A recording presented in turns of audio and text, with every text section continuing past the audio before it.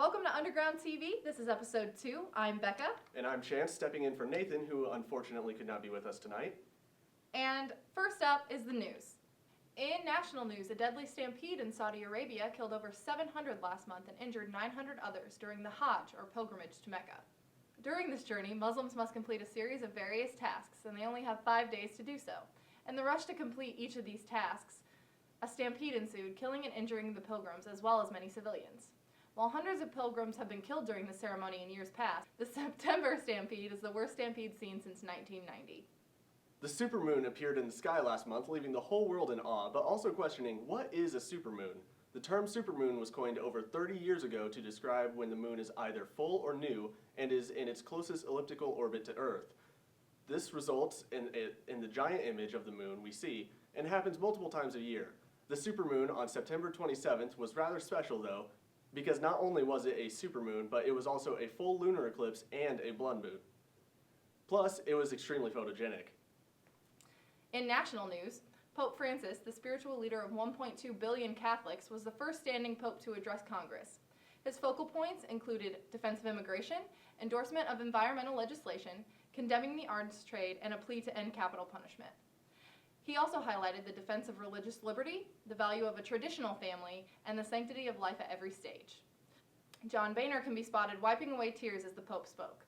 Speaking of John Boehner, September 25th, he unexpectedly announced his resignation as Speaker of the House. In regards to his deciding to resign, he said, "This morning I woke up, said my prayers like I always do, and thought, this is the day I'm going to do this." Boehner will officially be replaced as Speaker of the House at the end of October. In local news, Caterpillar has recently announced it is restructuring and plans to cut 10,000 jobs in the next 3 years. This will save the company an estimated $1.5 billion a year. Caterpillar has not released what jobs will be affected or where at this time. Taco Bell has opened a new location in Chicago that will be the first ever to serve alcohol. Normally you eat Taco Bell to cure a hangover, not cause it, but the company has plans to open at least 9 more of these locations by the end of the year. These Taco Bell cantinas will not include the traditional menu items, but will serve alcohol in the forms of wine, beer, margaritas, and frozen mixed drinks. And on ICC campus, Fright Fest. ICC will be hosting Fright Fest at the Fitness Center October 22nd from 6 to 9 p.m. It's a great opportunity to sample the fitness classes ICC has to offer in a fun, glow-in-the-dark environment. You don't need to be a member to participate in this event, and admission is free. ICC's Sigma Kappa Delta will be hosting a canned food drive throughout the month of October. Bring all of your non-perishable food items to the designated drop-off area, including the library, Cafe Brave, the cafeteria, and outside room 302A at the East Peoria campus. And now let's take a look at what spooky faces we can create with our special effects makeup artist. Hi, I'm Chance with Underground TV, and today I'm joined with Becca Siegel for some special effects makeup to get you all ready for Halloween. Alright, to get started, we are going to clean his forehead so it sticks better to the skin. It gets rid of any sweat and oils on his forehead. And then we are going to go in with nose and scar wax. And they have this at Halloween stores, and you're going to scrape out about a dime size amount. And then taking some kind of moisturizer, I'm taking Vaseline and putting it on my fingers because this stuff does stick to your fingers like crazy. And you're going to roll it into a snake, kinda. And then you're going to place it on the forehead in a circle. And then to get it to stick, you're going to need to push down the outside edges and smooth it out so that way it blends in with the skin.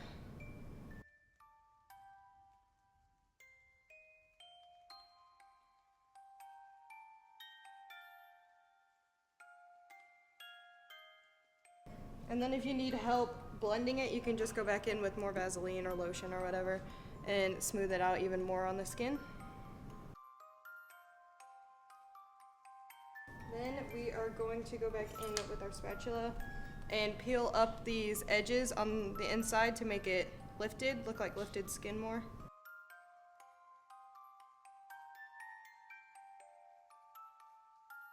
We are going to go in with some grease paint and a paintbrush. And we are just going to paint the inside of the wound red right now.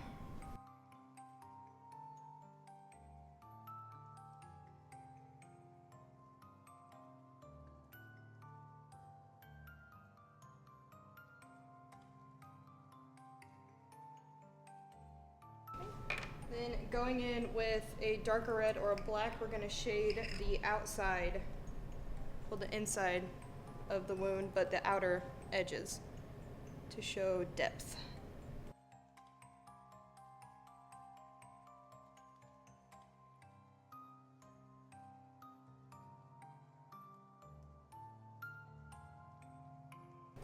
And now we are gonna make some irritation and texture around the wound to make it look like it's a little bruised. So we made a stipple sponge out of a regular cosmetic sponge, and then we just ripped pieces to make it more texturized in the middle and just give some irritation around the outside of it.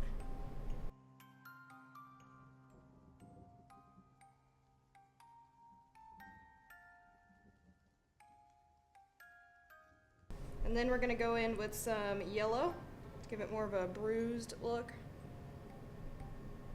And then I'm using my fingers to help blend it out a little bit.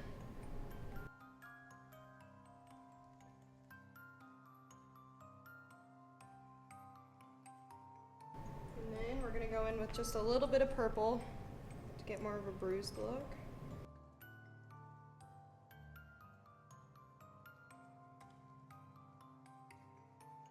Alright, now for the blood.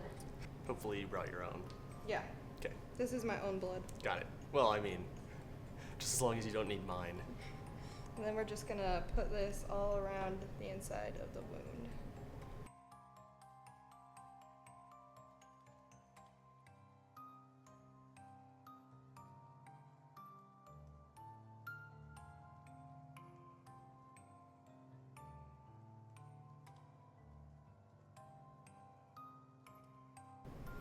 Alright, there's your bullet wound.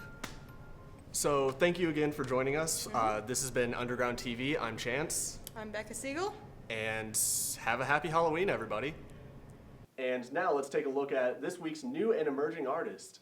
All right, I'm sitting down here with my good friend Josh Schamberger. He's 19 from Mackinac, Illinois, an aspiring musician. He plays the banjo and sings. So welcome, Josh. Thank you for having me. So what got you interested in music in the first place? I was at my grandma's house, I think in 7th grade, maybe when I was about 12, and everyone around me was playing musical instruments, and I didn't know how to play anything other than a radio. And my grandma was like, I have a banjo in my closet. And so she got her like 1945 banjo out, and I just learned how to play Yankee Doodle and started from there. So you've played some live gigs recently and are starting to get more lined up. What would you say your favorite gig was? I had a gig at the Pioneer Club in Kewanee, and at that one I had a 45-minute set, and it was just a folk night at the bar. And that one was great because there was about 75 people there, I think. That was the biggest crowd I had been in at the time. And we got a whole hour to play, and everyone was super receptive of all the stuff that we were playing. When you say we? Me and Teresa Christopher, my also a fellow ICC student, we play together. She's my singer. But you're also a singer. I am also a singer, yes. All right, so you used to be a student here at ICC, and then you decided this semester that you were going to specifically work on your music and try to put your name out there. What made you want to pursue the music versus going to college? I got to a point here, I enjoyed what I learned. I learned a lot in the multimedia program at ICC, but I was already short of time with work and maintaining a life that I couldn't sacrifice the 8 hours a day during the week to be here. So I took it upon myself to try to start on my own. And what would you say your favorite part about making music and performing in front of a crowd is? I'd say it's right when you get done with a song. There's almost a pause if it's something that they liked. They don't cheer immediately. And you're just kind of stuck on stage in this stillness, and then all of a sudden it's just this uproar of clapping, and it's just like, yes, I killed that one, and they actually liked it. And it's almost like a drug. It's so addictive to just be on stage. and once you get off, you never want to come back down. Hi, I'm Alexis Benson, And I'm Bo Woodcock. and we're here with an exclusive interview with ICC's own author, Joseph Shanakis. How are you doing, Joe? Good, much better now. Oh, thank you so much for meeting with us. We just have a few questions about your book. Rabbit in Red. I'm happy to talk with you guys. Thanks for asking. You have many, many riddles throughout the first 2.5 chapters.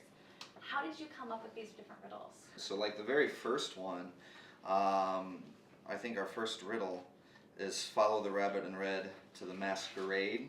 Tell us when this crystal legend upgraded from homemade.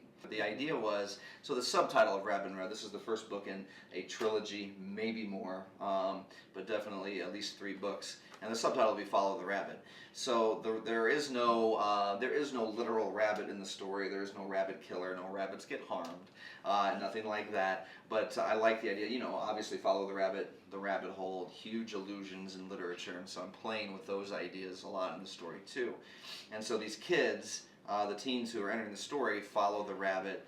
And to me, the metaphor is you've got to solve the riddles to get to Rabbit in Red Studios first. So that's part of how it's working. Which of your qualities do you think that Bill possesses? Oh yeah, Bill. So I put a lot of myself in Bill. There's no doubt about it. He grew up on the genre. He's a junkie. He loves all the movies. He loves all the books. There are other little personality traits I think that you find a little bit of the author. A little bit of the author is probably in each of the characters, even the bad ones probably. But at the same time, you really try to reinvent them so that it's Bill is not me or anything like that. But there certainly are characteristics of me in different characters. Sure. Okay. Yes. So Halloween is just around the corner, just a couple days. So what is your favorite aspect of Halloween other than the movie itself? Well, just having an excuse to binge watch scary things. That's my favorite thing. Definitely. So we've talked a lot today about your first iteration of your book series, Rabbit in Red. What can we learn? What can we come to expect from possibly the second edition of your trilogy? I'm really excited to see where it's going. So Rabbit in Red just launched. Ebook was at the end of September. Print came out just a couple weeks ago here in the middle of October. And it's doing really well. So I'm working on book 2 right now. It's in the editing process. Like I said, it'll be at least 3. Definitely. Well, hopefully, when you release your second book, you'll let us interview you once more. Of course. All right. Definitely. Thanks, guys. All right. Well, thank you, Thank Mr. you. Appreciate Shanakis. it. Happy Halloween to you. Happy Halloween to you And as I well. hope you read it and enjoy it. And for our special edition, I'm Alexis Benson. And I'm Bo Woodcock. And I'm Joe Shanakis. Thank you. And now let's take a look at March for this year's One Book, One College. I'm Alexis Benson. And I'm Matthew Lawrence, and we're reporting with Underground TV. Today we'll be talking about One Book, One College. For those of you who are unfamiliar with One Book, One College, this is Illinois Central College's way of encouraging all students to read and discuss the same book. This semester's selection is entitled March, Book 1 by John Lewis. March is written in graphic novel form and is only 121 pages long. It's a quick read. In fact, I finished it in only about a half hour. Book 1 follows the congressman's early life in rural Alabama. It sheds some light on his life growing up sharecropping, as well as his love of chickens and wanting to pursue becoming a preacher. March shows in great detail what life was like prior and during the Civil Rights Movement. It was both moving and very upsetting on an emotional level. All in all, it was very powerful. The Washington Post describes March as both riveting and a beautiful civil rights story. March is told from Congressman John Lewis's perspective. It shows what he went through, as well as reflections on the highs and lows of the civil rights movement. March is also a New York Times bestseller. So if you're interested in reading more, the library actually has 11 copies still available to check out. And of course, the library is located on the 3rd floor. Now let's head over to sports with Matt and Bo. Hey guys, I'm Matthew Lawrence, And I'm Bo Woodcock. and this is News from the Nosebleeds on Underground TV.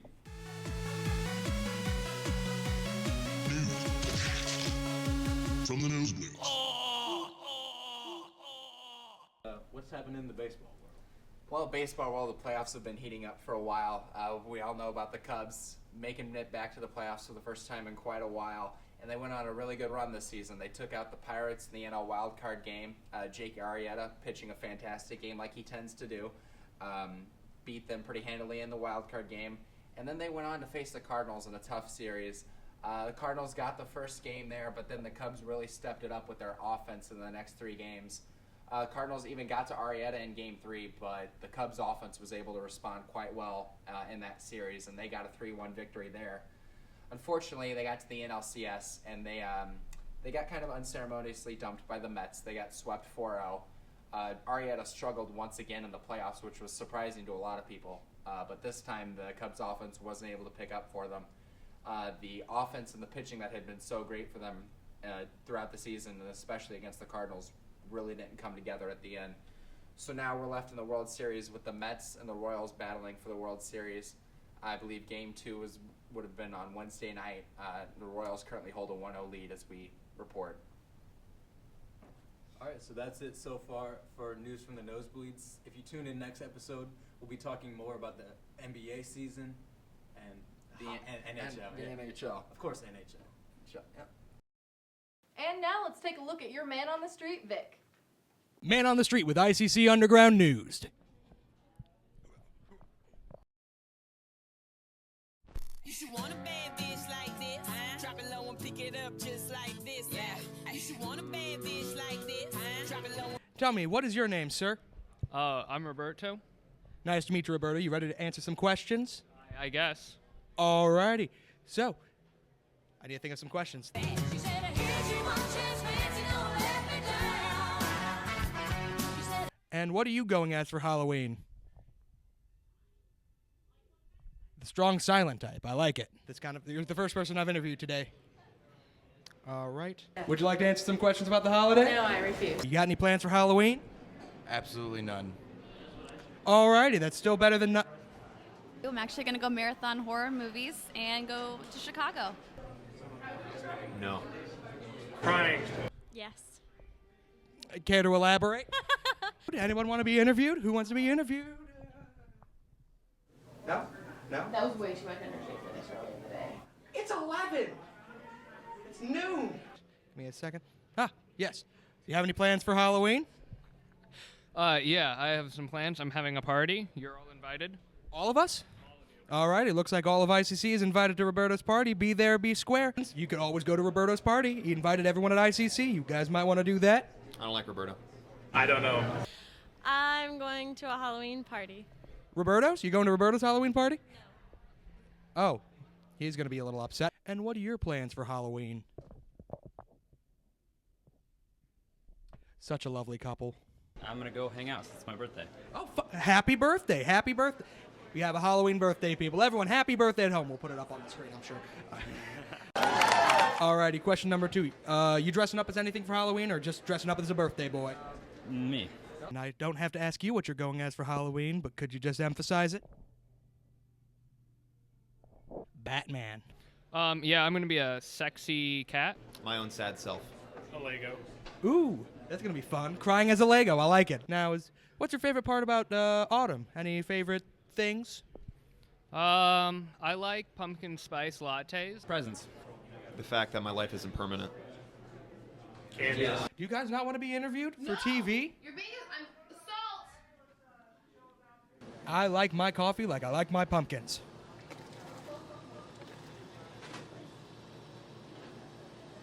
Black. Runny. That too. Delicious. cup of Ace, cup of Goose, cup of Chris. High heels, something worth a half a ticket on my wrist. Thanks for joining us for episode 2 of Underground TV. And tune in 2 weeks for episode 3. I wasn't ready. I wasn't prepared.